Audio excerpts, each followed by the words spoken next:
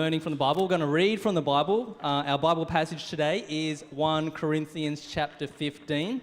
We're going to be starting from verse 1 Corinthians chapter 15. The letter was written after the death and resurrection of Jesus, while many of the witnesses of the resurrected Jesus were still alive.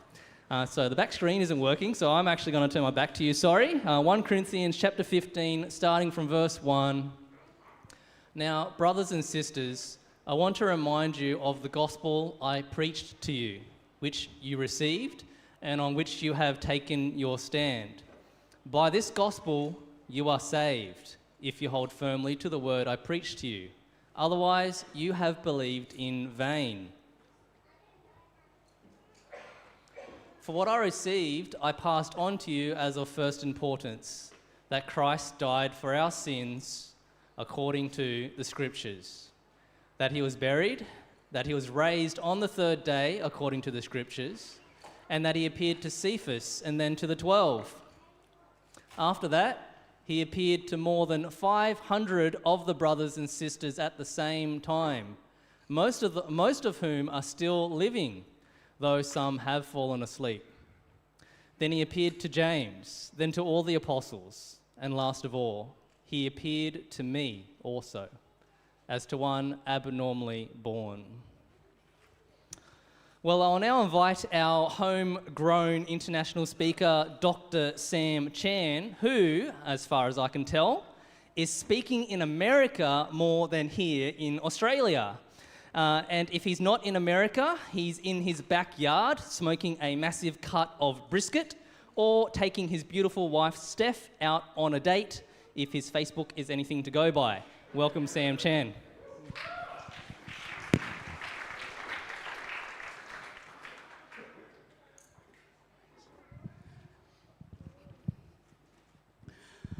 In our house is a lot of clutter.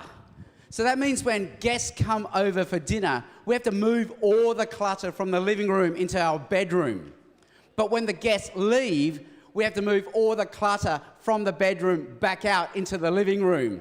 We never get rid of the clutter. We're just shuffling things around, but we're never getting ahead. It's a bit like credit card debt. We just open one account and another account, but we're just shuffling the debt around. We're actually not getting rid of the debt. We're not getting ahead. Now, in terms of years to live, I've lived long enough now that I think I'm on that side of the curve. And when you hit that half of the curve, you learn words that you never knew before. Words like colonoscopy, rotator cuff, and frozen shoulder. At this age, you also find yourself awake at 3 a.m, but for no reason. And that's when you start asking yourself questions like, why am I here?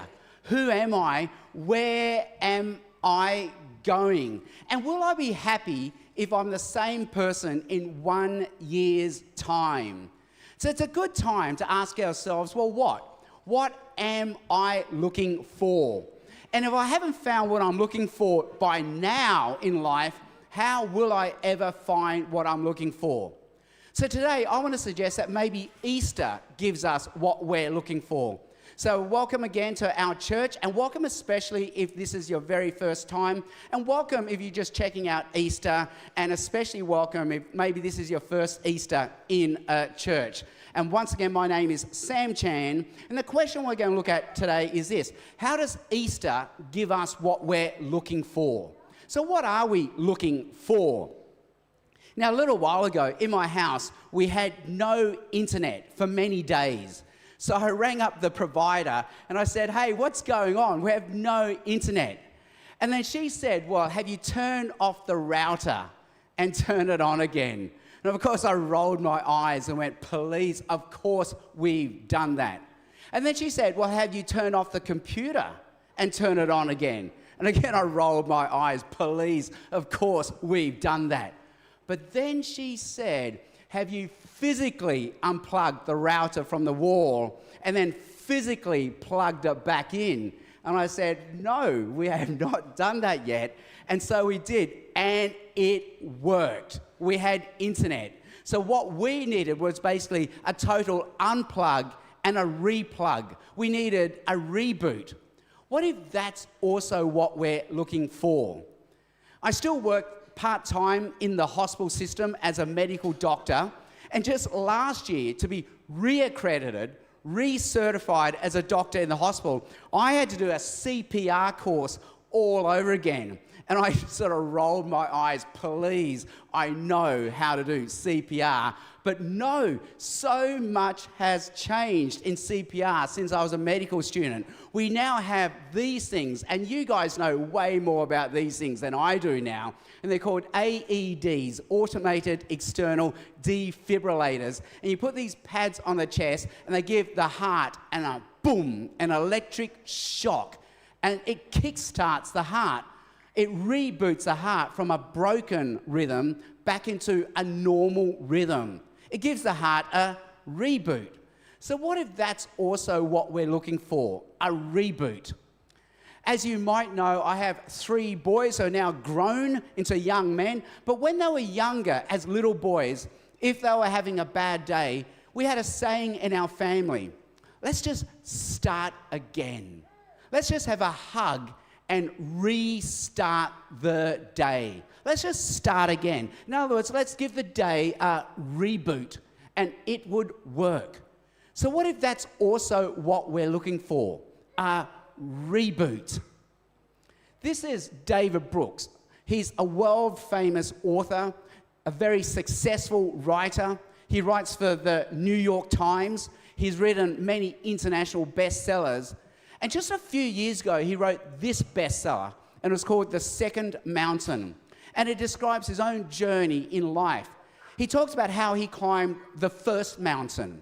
And in the first mountain, he chased trophies, success, and ambition, and he found everything he was looking for. But when he got to the top of the first mountain, he found it was empty. There was nothing there.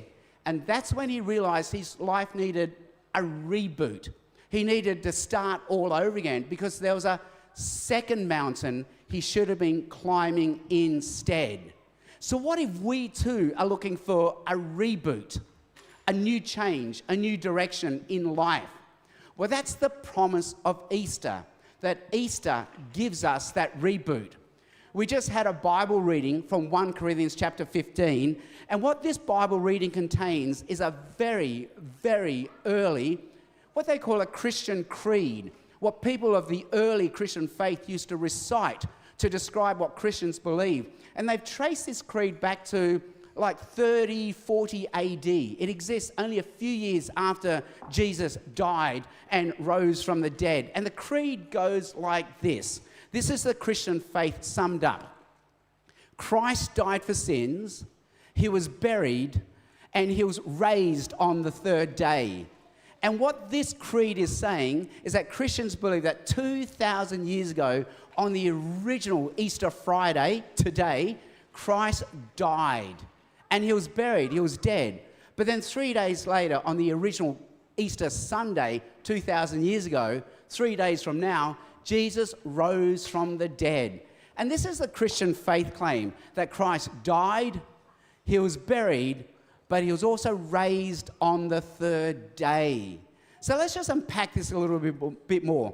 So if we're not used to the Christian faith or the Christian tradition, in the Christian faith we believe that Jesus Christ is the Son of God, but 2,000 years ago he came as one of us.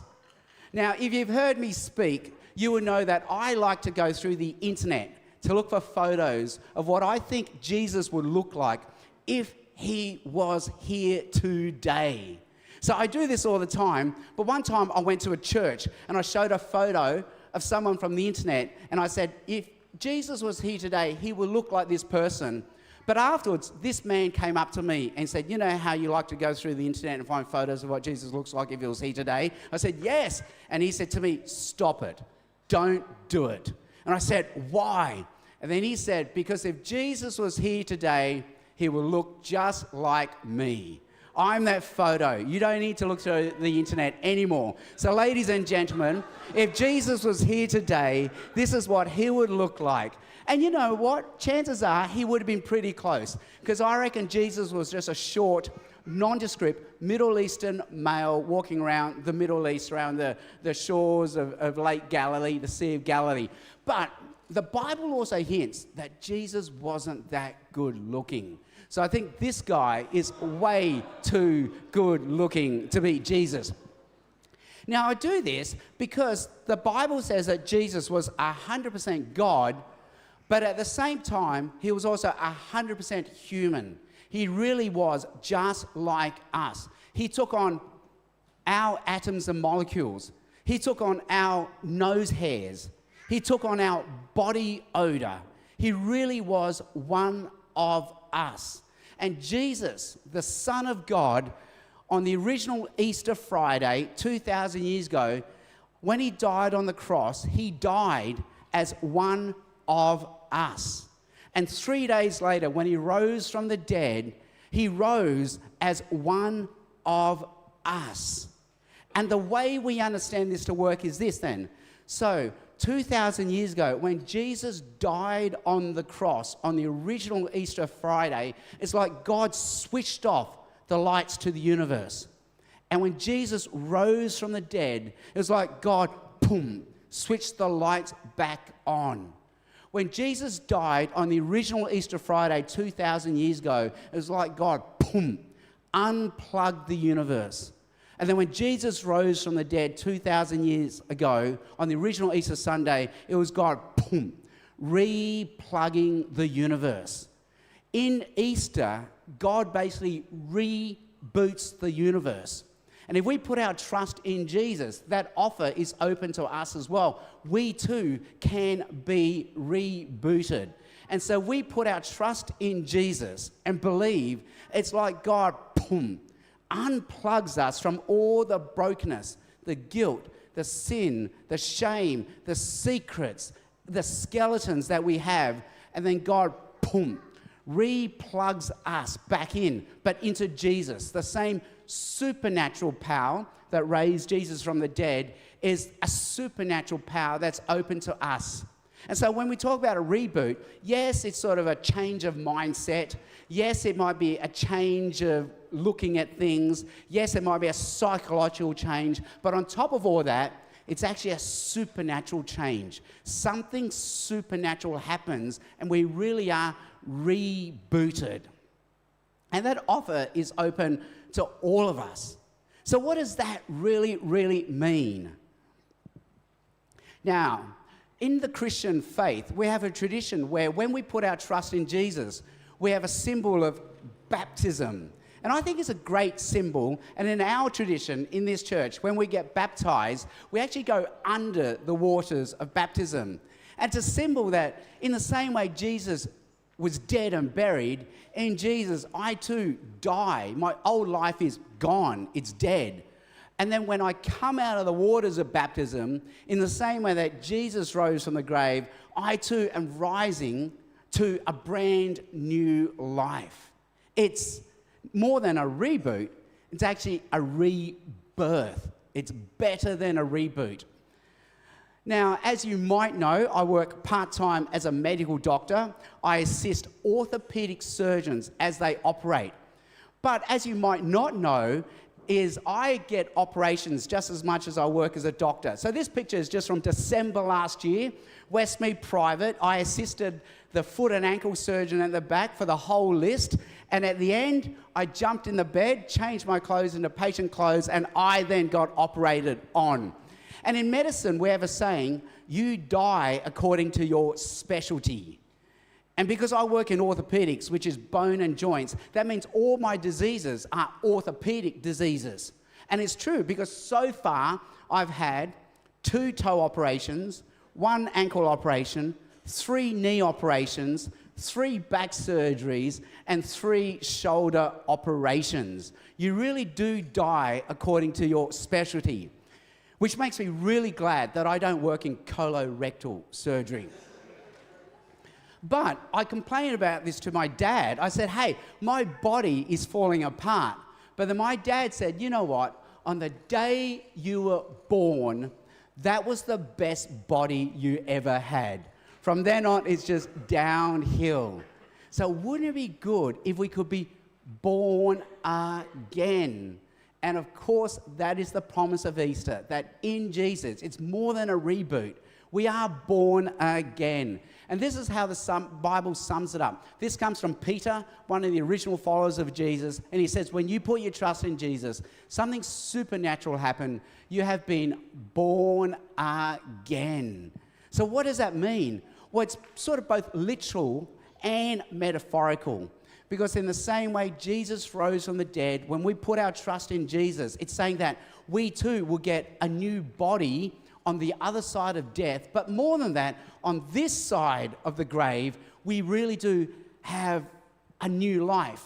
It's a new heart. It's a new mind. It's a new way of imagining things. And if you die according to the specialty in medicine, well, according to the Christian faith, our specialty as humans is sin, guilt, brokenness, and shame. And this will one day lead to all of us dying. But the solution is we can be born again into a new life that begins now and in the life to come. So this is something we can sort of opt into. Now, New Year's Eve comes around every year, and New Year's Eve every year promises a new beginning, but I find New Year's Eve a little bit underwhelming, especially because I usually sit at home and I watch the Sydney fireworks on my little TV, and the fireworks just aren't the same on TV. But just last year, in December, someone rang me and said, hey, I've got spare tickets for free, no charge, no cost, for you and your whole family to come to the fireworks at the Sydney Opera House. And I immediately said no. Because I thought, okay, it's going to be too crowded, it's going to be too hot, and how am I going to get into the city and out of the city on New Year's Eve? But then my family said, are you crazy? These are free tickets to the fireworks at the Sydney Opera House. Why would you want to miss out on that? And so we finally opted in, and I said yes to the tickets. So there we are with friends and family, and we were there for the fireworks. But imagine missing out simply because I got trapped in a cycle of despair and helplessness and being a victim. But just by breaking that cycle and saying, no, I can break this cycle and I'm going to opt in. It's the same with us. Every year we can be trapped in our cycle of despair, helplessness, and think, oh, how can I change? But Easter says we can change. Just by opting in, just by believing, and just by trusting in Jesus, we can have a rebirth and we can find the reboot that we've been looking for.